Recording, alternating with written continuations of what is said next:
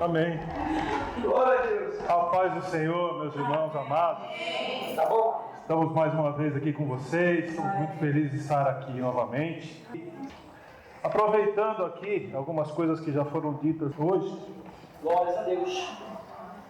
Muitas vezes o próprio pastor, o presbítero Rogério, falou aqui no início do culto, que muitas vezes chegamos aqui na casa do Senhor preocupados com as nossas contas, preocupados com a nossa vida que está conturbada, nossos problemas de casa, nossos problemas com a nossa família, e muitas vezes entramos na casa do Senhor e não conseguimos nem prestar atenção na palavra, porque estamos amargurados. Às vezes nem é uma vontade nossa, às vezes o nosso coração está tão machucado, nosso coração está tão quebrado, que nós não conseguimos nem nos concentrar naquilo que está sendo dito. Mas temos que nos fortalecer, prestar atenção, porque é a palavra que nos alimenta. As palavras de bênção, muitas vezes você recebe uma pregação com profecias, onde você sai daqui cheio, aliviado, massageado, só que você vira a esquina ali, a pregação foi embora. É verdade, Deus. Por isso que eu gosto mais da pregação, que às vezes é dura, uma pregação que te ensina na palavra, porque aquilo transforma a sua vida. Porque para você vir na igreja, para voltar do mesmo jeito que você veio, era melhor você ficar em casa, de pijaminha, pleno domingo à noite, assistindo televisão, não é? Porque isso aqui não é uma atividade de lazer, não é um encontro entre amigos. Isso aqui é um lugar onde nós vemos aqui para adorar ao Senhor em primeiro lugar e ouvir aquilo que Ele tem para cada um de nós. Esse mundo que nós estamos vivendo realmente está cada vez pior. E nós sabemos que não vai melhorar. Só vai piorar. É o que diz a palavra de Deus, né, irmão? Mateus 24, Daniel, livro de Apocalipse, está mostrando tudo que vai acontecer por aí. É daqui para o fim, cada vez pior. O nosso sofrimento, mesmo como servos de Deus, mesmo como convertidos, mesmo aqueles que receberam o Senhor, nós temos um refrigério. Nós temos o Senhor para cuidar de nós. Mas a vida vai ser dura daqui para frente. Por isso nós temos que focar no Senhor. Muitos de nós, até aqueles que estão na igreja, estão morrendo. Muitos estão querendo desistir. Mas, meu irmão, quero te dizer uma coisa, não desista. Porque lá fora é muito pior. É verdade, Deus. Se nós estivermos ali segurando no manto, eu garanto para você que nós vamos sobreviver. Ao contrário do que eu disse aqui hoje, eu não tenho uma palavra dura para vocês. Eu tenho uma palavra de conforto. Eu tenho uma palavra para te dar um refrigério e uma esperança. Glória a Deus. Se você se sente morrendo em muitos momentos, saiba, o Senhor Jesus vai parar o seu funeral. A partir desse momento, ou daquele momento onde você vem aqui para receber a palavra, seja do pastor que vem aqui para visitar a igreja, seja do pastor Luiz, seja do presbítero e outras pessoas que vêm aqui trazer a palavra, isso vem te animar, vem te preparar para essa vida aí fora. E a nossa obrigação também não para aí. A nossa obrigação não daqui, daí. Vocês também têm que fazer essa obra. Porque a família de vocês tem que ser assentada nessas cadeiras vazias aí. Né? E se nós não damos um bom testemunho dentro das nossas casas, o sangue dos nossos familiares será requerido de nós. Então nós temos que trazer as pessoas aqui, temos que dar bom testemunho. Eu gostaria que vocês abrissem a Bíblia no Evangelho de Lucas. Glória a Deus. O capítulo 7. Lucas, além de contar toda a trajetória de Jesus, em todo o seu trabalho, até o momento da cruz, ele dá prioridade para falar das mulheres e dos desvalidos. Então é um evangelho que cuida das pessoas, que vem trazer uma palavra, que vem mostrar cada atitude que Jesus teve na vida dessas pessoas. Amém? Lucas 7, a partir do 11 ao 17. Aqui é a história do filho da viúva de Naim. Diz assim a palavra: logo depois, Jesus foi a uma cidade chamada Naim, e com ele iam muitos dos seus discípulos e uma grande multidão. Quando chegou perto da porta da cidade, eis que saía o enterro do filho único de uma viúva, e com ela ia uma grande multidão da cidade. Ao vê-la, o Senhor sentiu grande compaixão por ela e lhe disse: não chores. Chegando-se, colocou a mão no caixão e parando os que o levavam, disse: jovem, a ti te digo, levanta-te. O rapaz assentou-se e começou a falar, e Jesus o entregou à sua mãe. Todos ficaram cheios de temor e glorificavam a Deus, dizendo: um grande profeta se levantou entre nós, e Deus visitou o seu povo.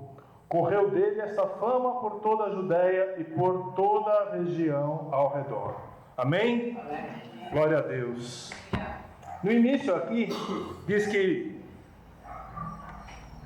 duas multidões vinham, uma em sentido a Naim, outra saindo da cidade de Naim. Por que saindo da cidade se eles moravam em Naim?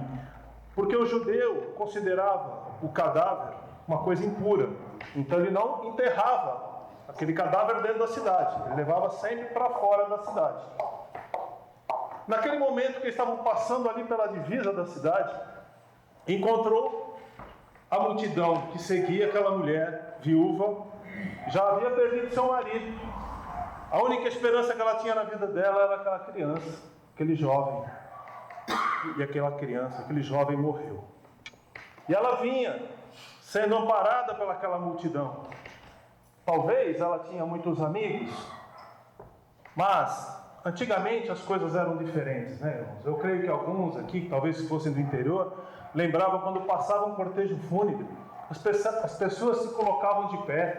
Naquela época se usava um chapéu, a pessoa tirava o chapéu em reverência àquela situação, né? Fazia ali uma prece, né? Cada um na sua religião, né? Vendo a tristeza, e tinha um respeito por aquilo. Hoje, se você estiver fazendo um cortejo fúnebre, é capaz do cara cortar e buzinar você, querendo que você saia da frente, porque ele está te atrapalhando. Então isso é para a gente ver o respeito como está sendo degradado com o passar dos anos. Amém? Amém. E aquelas duas multidões que vinham, Jesus vinha com a multidão que vinha alegre, porque ele já vinha fazendo milagres. Antes dele chegar em Naim, ele tinha curado o centurião, né, o funcionário dele, na verdade. Ele foi chegando na cidade e aquela multidão que o seguia, além dos discípulos, já tinham vivenciado vários milagres, eles mesmos, e além disso, milagres com outras pessoas, fossem de cura, fossem de libertação. Então era uma multidão que vinha alegre, atrás de Jesus, seguindo Jesus. Em contrapartida, saía da cidade uma multidão triste, arrasada por uma morte, vinha se opondo à direção de Jesus. E o que nós tiramos de conclusão nisso? Uma simbologia. Quando quem vem seguindo Jesus, quem vem atrás de Jesus, pelo mesmo caminho que ele está dando a direção, vem alegre. Aleluia. Aquele que vem contra, que vem na direção oposta a Jesus, está triste. A vida está amarrada, a vida está complicada. Então, nós temos que seguir Jesus. Nós temos que buscar essa mudança nas nossas vidas. Naim quer dizer, conforto, tranquilidade, comodidade. É o que significa o nome Naim. Apesar de ser uma cidade pequena e pobre, eles estavam saindo daquela situação de conforto, saindo de lá para levar o corpo dessa criança. A cidade estava comovida com aquela viúva, com aquela situação que tinha perdido o filho. E ainda tinha um agravante de uma mulher viúva. Uma mulher viúva, assim como hoje, é uma mulher separada. É uma vida muito dura, porque ela faz o papel de pai e de mãe. Ela tem que cumprir todos os pré-requisitos até colocar uma lâmpada. Ela tem que consertar o chuveiro dentro de casa, porque não tem homem dentro de casa. Ela tem que cuidar do filho, tem que levar na escola, ela tem que trabalhar. Ela tem que fazer toda aquela tarefa inerente ao cuidado da casa. Naquela época ainda era pior, que a mulher não poderia, pelas leis judaicas, sair para trabalhar fora, para trazer sustento dentro de casa. Ela cuidava da casa, o marido sustentava a casa. Aí o que aconteceu? O marido faleceu. Aí o filho, que tinha entre 14 a 20 anos, os historiadores falam a respeito disso, esse menino que faleceu estava numa idade que já estava sendo produtivo. Ou seja, ele estava ajudando a sustentar aquela casa. E aí, a última esperança dela foi embora. E ali ficou, fora a tristeza, né, de perder um filho.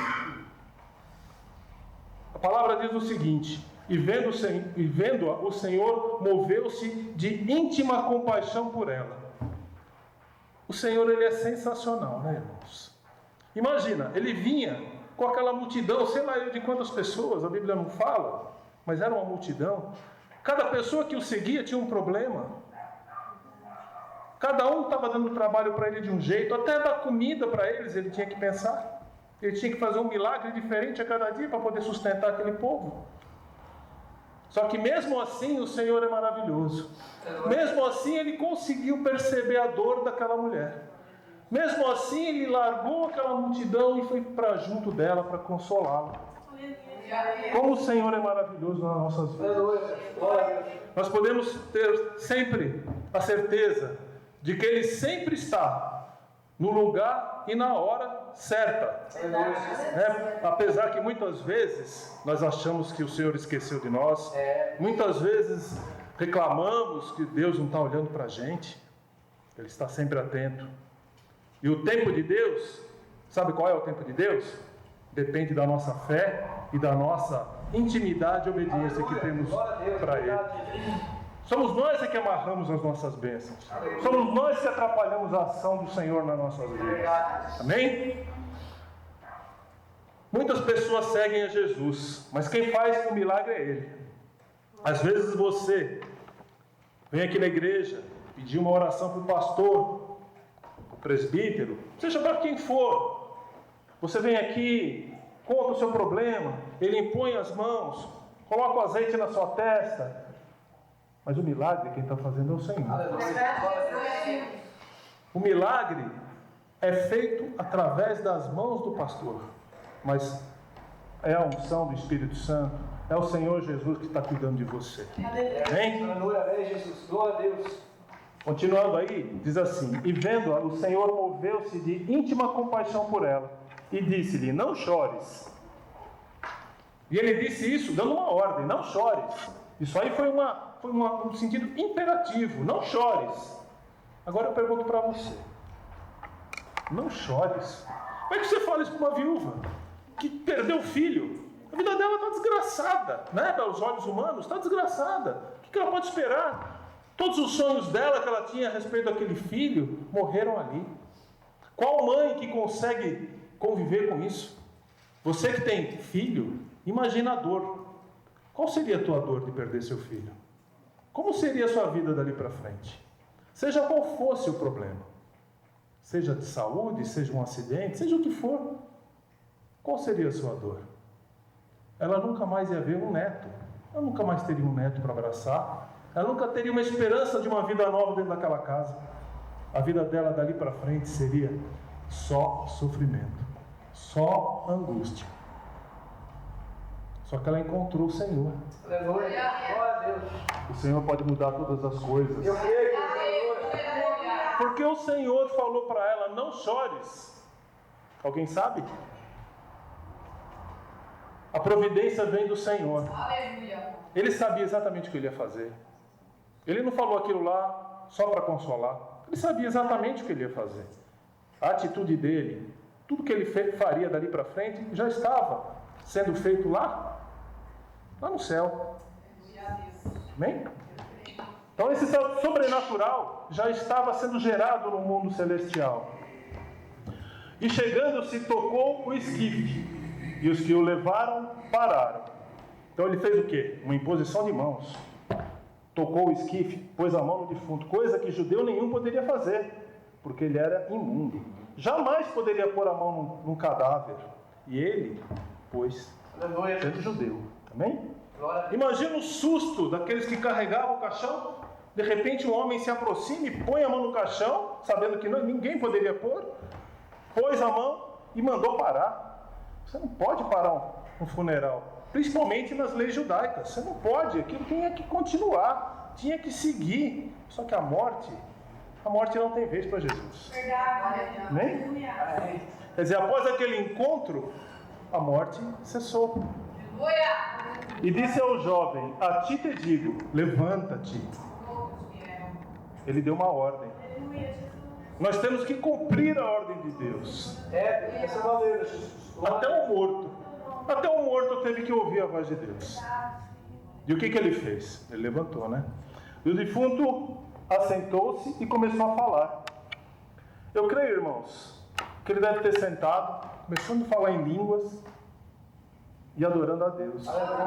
Eu creio que foi assim, que ele sentou e já começou a falar em línguas e adorar o Senhor. Quem sabe cantando um hino, não é? Era um momento muito especial na vida daquele menino. E o Senhor entregou a sua mãe, diz aí no finalzinho. Então isso aí foi o quê? Foi o prêmio da promessa que o Senhor fez quando Ele disse: não chores. Aquilo foi uma promessa que Ele fez para ela. Não chores, eu vou fazer algo por você. Eu vou transformar essa tua dor em alegria. E ali tudo foi renovado. E o Senhor pode fazer isso com você. Aliás, Ele não pode, Ele faz. Então vamos parar de atrapalhar o Senhor. Vamos ver aonde estamos pisando na bola. Meu Deus. Vamos ver aonde estamos falhando. Muitas vezes não sabemos. Eu creio que ninguém aqui dentro dessa igreja faz algo, não vá contra a vontade do Senhor de propósito. Cada um de nós aqui pode errar, porque somos pecadores, mesmo não querendo, somos pecadores, erramos. Mas nós temos que buscar a perfeição, temos que buscar a santidade. Glória a Deus. A palavra diz que quem não for santo não verá Deus. E eu creio que todo mundo que está aqui quer ver Deus. Glória a Deus. Amém? Quando você vê algo morto na sua vida, profetiza. Amém? Faz como Ezequiel fez lá no vale de ossos secos. Profetiza. Quem sabe esses ossos que estão na sua vida, espalhados por aí, não voltam a ter vida? Acredite. A sua boca tem poder de vida e de morte, diz lá em Provérbios. Então declare vida. Dessa maneira. Livro de João, eu vou ler aqui, não precisa abrir. Livro de João, capítulo 11, versículo 25, diz assim: disse-lhe Jesus: eu sou a ressurreição e a vida. Quem crê em mim, ainda que esteja morto, viverá. Amém? Amém. Palavra forte essa, né?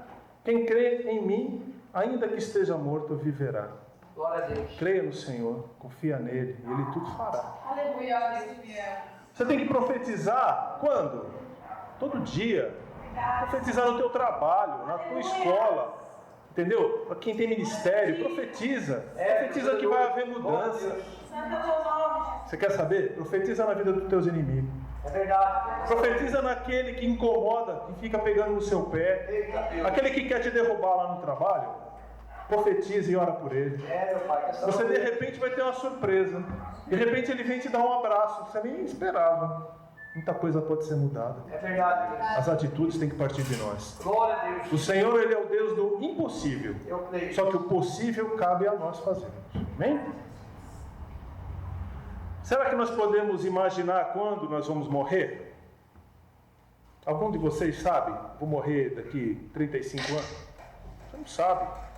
Você pode morrer hoje. Meu Deus. Então, você pode escorregar. Você pode escorregar aqui na frente da igreja, na casca de banana, bater a cabeça no chão e morrer. Jesus voltou para você nesse momento. Então, Jesus está longe de voltar? Pode ser que não. Pode ser que esteja de volta hoje. Agora, não é só isso. Cada um de nós tem que ter a responsabilidade. Principalmente aqueles que têm filhos. Você tem que preparar o seu filho para esta vida imunda que está aí. Você tem que separar ele desse mundo. Verdade, Deus. Ah, mas ele não quer vir na igreja, não está na hora dele ainda. Não tem hora. Enquanto ele mora na sua casa, ele tem que obedecer a você. Fala, Deus. Claro que é com amor. Não é com estupidez, não é pela força. Não, é com amor. Ah, mas é que eu quero hoje na casa não sei de quem. Você como pai, como mãe, sabe lidar com seu filho. Trate ele com amor. Dê um bom exemplo para ele. Porque não adianta você vir na igreja, dar um péssimo exemplo para o seu filho e querer que ele venha na igreja. Isso aí não vai adiantar nada. Amém? Esse mundo que está aí, está cheio de violência, cheio de droga, bala perdida. Então você, às vezes, libera, como eu mesmo, no início, cheguei a liberar, uma vez ou outra, meus filhos para ir numa festinha, num barzinho, né, com os amigos. Ah, mas puxa vida, você tem que ter aquela experiência, né? Só que eu poderia ter perdido meu filho lá atrás. Verdade. A gente não sabe o que vai acontecer por aí. Então é um mundo violento. Quem quer carregar o caixão do filho aí? Ninguém quer. Então vigia, cuide do seu filho. A disciplina faz parte. Aí este mundo aí está dizendo que você não pode nem usar aquela varinha que diz na palavra, que o conselho tutelar vem te repreender. Só que é o seguinte, não é para você surrar o seu filho, não. Você tem que corrigir. Porque assim como o Senhor açoita quem Ele ama, nós também temos que fazer isso com os nossos filhos. Amém? Eu queria te perguntar, como é que é a sua vida em sociedade? Você dá um bom testemunho ou você é crente só na igreja? A partir do momento que você se converte, você é nova criatura, não é isso? Então aqueles velhos hábitos, aquelas maniazinhas que você tinha lá no mundão, você tem que jogar fora. Por isso, tem que haver mudança, para que o Senhor haja na sua vida. Porque não existe ação de Deus quem está na iniquidade. A própria palavra ensina isso. Amém? Aceitamos o Senhor. Opa, estamos salvos. Sim, ele disse que a partir daquele momento para trás ele já esqueceu tudo. Só que dali para frente é bom você não pisar na bola.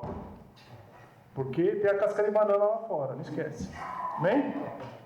Temos que honrar o Senhor, mesmo depois da nossa conversão. Temos que obedecer a sua palavra. Eu achei interessante outro dia, um pregador falando, ele falou assim, olha, você que tem carro, meu irmão, você que tem carro e às vezes é meio nervosinho no trânsito, eu quero pedir uma coisa para você. Vai lá atrás do seu carro, tira aquele peixinho que está grudado lá. Tira aquele peixinho, tira aquele lá assim, presente de Deus, sabe? Deus é fiel, tira tudo isso do seu carro. Porque se você dá um mau testemunho lá fora, você está envergonhando o reino de Deus. Não é? Crente tem postura. Da outra vez que eu vim aqui, até preguei sobre isso, né? Crente não é aquele que usa saia, não é aquela que usa a saia lá embaixo, entendeu? Não é aquele coque que faz a pessoa ser crente. Não, é uma roupa decente, bem arrumada. Ah, mas não usa um brinco. Você pode usar um brinco, você não vai usar um brinco desse tamanho, né? O bom senso vale. Tudo que escandaliza não pertence ao Senhor. O que diz a palavra? Paulo fala assim, tudo me é lícito, mas nem tudo me convém. Tudo me é lícito, mas nem tudo edifica. Não é? Então dê um bom exemplo. Saia bem arrumadinha, mulher, né? Porque mulher mal arrumada é muito ruim, né, pastor? Você sai com uma mulher toda desarrumada, destrambelhada na rua, ninguém quer, né? Como nós tratamos as pessoas? Tudo isso aí, tá? Por que eu estou falando tudo isso? Porque tudo isso está ligado na necessidade que você tem de Jesus na sua vida. Então, você tem que mudar. Não é? Não é só você não, eu também, viu, gente? Todo mundo aqui, pastor, presbítero, todo mundo. Nós todos somos sujeitos a isso. A palavra é para todos. Como é que nós tratamos as pessoas? Nós costumamos falar mal dela. Olha, aquela fulana lá, isso, a fulana é aquilo, ó, e o pastor lá, e o pastor hoje falou uma palavra pesada, hein? Pô, pastor, pegou pesado hoje, hein? Pô, tem que ser só massagem. Massagem todo mundo quer, mas não muda a sua vida. Não é? Verdade, Deus. Agora, temos que fazer o quê? Principalmente na igreja. Nós temos que amar as pessoas. Temos que ter amor aqui um pelo outro. Isso aqui é uma família. Isso aqui tem que haver união. Olha, precisa de mim. Ó, posso te ajudar em alguma coisa? Estamos juntos, né? E o pastor, tem um amigo meu, um pastor que me ensinou isso. Foi meu primeiro pastor. Há 15 anos atrás. Falou assim, olha, não dá para ser pastor se você não tem amor às pessoas. É pré-requisito. Tem que ter amor às pessoas. Senão não serve para ser pastor, vai ser outra coisa na vida, vai fazer qualquer coisa, mesmo ser pastor. Agora, esse é o lado bom, né? Todo mundo quer ouvir. Agora tem o outro lado, o pastor não é palhaço, né? Não é? O pastor ele ama, mas ninguém é para fazer ele de bobo, não é pra, não é? Ele está lá para fazer, para te ajudar, para te abraçar e está lá para te corrigir também. Aleluia. Você tem compaixão do seu semelhante? Quando você vê um mendigo na rua fedido, cheirando a urina, o que você faz? Atravessa a rua, né? Eu atravesso. Porque eu tenho um problema sério com o cheiro de urina. Eu tenho, não consigo. Não consigo. Mas eu fico olhando para ele com uma dor no meu coração, eu fico lá vendo se ele precisa de alguma coisa e vou lá buscar um lanche para ele, levo. De longe. Porque eu tenho um problema com dor. Então, meu irmão, você pode ter o mesmo problema que eu. Então eu não vou pedir para você abraçar ele. Agora, você que não tem esse problema, abrace, porque ele está precisando disso. Né? E quem não consegue suportar aquele cheiro, faça outras coisas que você pode fazer. Ou no mínimo tenha piedade dele. Porque o que a gente vê na rua é o cara todo santarrão na igreja, todo crente. Aí quando eu passo um mendigo, ai credo, que horror, porcaria. Parece que ele é lixo. Né? A maioria deles não quer sair dali. A maioria deles está ali e não quer sair. Você tenta tirar, eu já participei disso, de cuidar de mendigo. Sabe? E eles não queriam saber. Você ia lá pregar uma palavra, levar uma comida e muitas vezes pegava a comida e trocava por droga. A gente cansou de ver isso. Mas nós temos que fazer a nossa parte. Nós somos cristãos. E você sabe, ninguém fala assim, olha lá o espírita, olha lá o que está fazendo. Olha lá o católico. Ninguém fala isso. Todo mundo só sabe falar, olha o crente. Né? O julgamento só vem para nós. Como é que está a sua vida, irmão? Está no deserto? Está no vale? Né? O crente tem sempre essas palavras aí. Está no deserto, está no vale. Eu quero dizer o seguinte, o deserto e o vale pertencem ao crente também. Mas é um tempo de passagem, não é lugar de moradia. O deserto não é lugar para você montar uma barraquinha lá e ficar lá. Não é fazer que nem o povo judeu e teimoso ficou 40 anos passeando lá. E mesmo assim o Senhor cuidou deles. É lugar de passagem, é lugar de refino. É lá que Ele transforma a sua vida. Que você começa a perceber certos valores. Eu digo por mim mesmo. Eu posso dar esse testemunho. Porque eu sempre fui um cara que tive muito bem de vida. Sempre tive meu nariz em pé. E foi aí que eu fui corrigido. Foi aí que eu fui mudar. E hoje eu dou glória a Deus por isso. Entendeu? O que você prefere? Ficar ricão, bonitão, né? E aí, vai para o inferno? Eu prefiro aqui, como eu estou aqui mancando com a minha perna machucada e ser salvo, que é muito mais importante. Né, pastor? É muito mais importante. Tem um exemplo que eu vi outro dia, que eu achei muito interessante, que define bem o que acontece na nossa vida nesses casos. Vocês conhecem como é que se purifica a prata? A prata, ela vem, quando tirada da natureza, ela vem cheia de impurezas. Ela vem com resíduos de outros metais, vem com sujeira. E aí, como é que você faz para você refinar a prata? Então, o homem que prepara isso, que eu esqueci o nome dele agora, lembra? O Orives, obrigado. O Orives pega aquele material, põe dentro de um cadinho, que é um recipiente próprio para suportar altíssimas temperaturas, põe a prata lá dentro, põe no fogo a 1000 graus, sei lá, eu quanto, e deixa aquele troço derreter. E aquilo vai derretendo, vai queimando, e os outros metais vão desaparecendo, vão fervendo, vão sumindo, a impureza vai queimando, vai saindo, e aí o que acontece? O Orives vai de vez em quando dar uma olhadinha lá em cima, assim, no cadinho. Quando ele percebe que o rosto dele está sendo refletido ali, perfeitamente, sem nenhuma mancha, sem nenhum cisco, sem nenhuma não está turvo, nada, a prata está purificada. Assim sou eu e você. Quando alguém começar a olhar para você e ver o rosto de Jesus Cristo, você está perfeito.